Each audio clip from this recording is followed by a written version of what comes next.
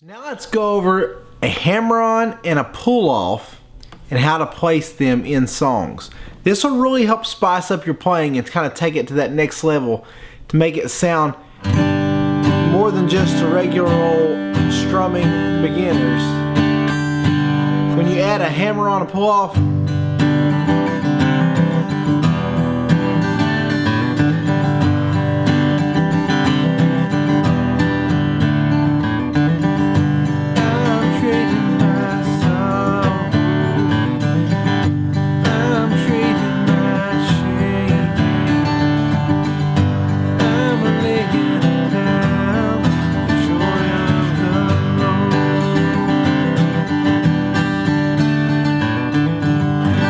that might have looked pretty advanced, but when you break it down, it's really not that hard. A hammer-on, first of all, makes it raise.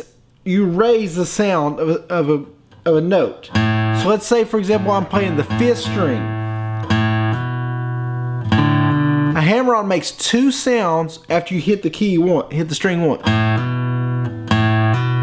So you hit the key, let it linger, and then press it, and you hear that second sound.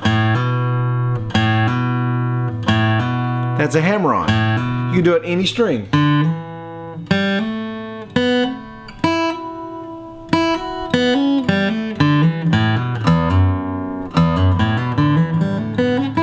That's a great exercise. Go up and down the strings, maybe the 2nd fret, and maybe the 3rd fret.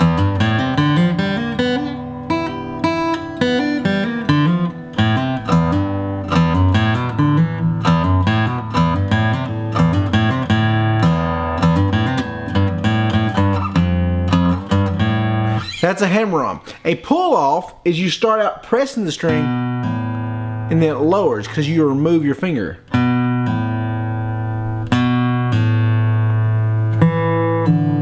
You get 2 sounds? So I'm just hitting the key once. So remember, a hammer-on raises it. Hammer-on gives you 2 sounds by raising it after you press it.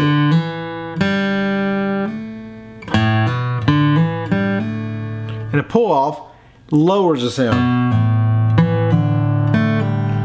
For a pull-off, you start by having the string pressed and then remove your finger. A hammer-on, you start by not having anything pressed. Or if you do, let's say, for example, you can also have it pressed for, say, a hammer-on or pull-off. Say you're pressing the 2nd string, or you get the 5th string, 2nd fret. You can do, as long as you're going higher up the neck because it's the closest point to the body. You can only hammer on closer to the body. You can't, if I'm pressing, for example, the 4th fret and do anything back here, the string's already muted from here on up, if that makes sense. So you have to always hammer on closest to the neck or pull off.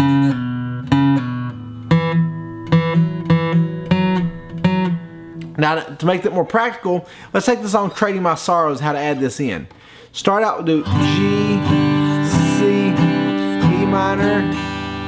So you're doing 2 beats per chord. 1, 2, 1, 2, 1, 2. And on the D, you're going to play 1 D and add on hammer the 5th, hammer the 4th, and play the 3rd open by itself. So the 5th, 4th, all on the 2nd fret and open, so it's going to go 1, 2, 1, 2, 1, 2, 1,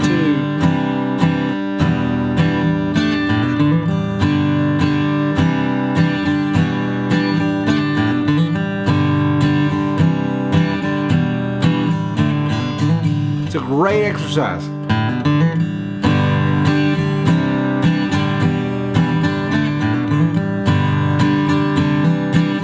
So you can also, that's one way to add the hammer-ons as intros and outros. The next thing you can do is hammer on within the chord. We'll talk about this more later on, but you can, as you're playing a G, start out maybe without the 1st finger on there and hammer on that, and it adds a little more spiced up sound. A C, you'd hammer on the 4th string, 2nd fret. A D, 3rd string, 2nd fret.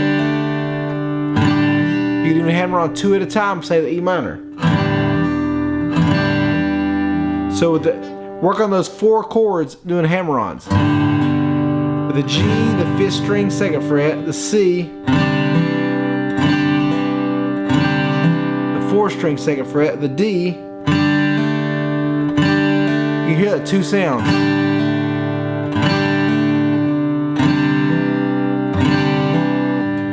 If you watch my latest videos, I'm always doing this. So that's a hammer-on. A hammer-on raises it, and pull off lowers it.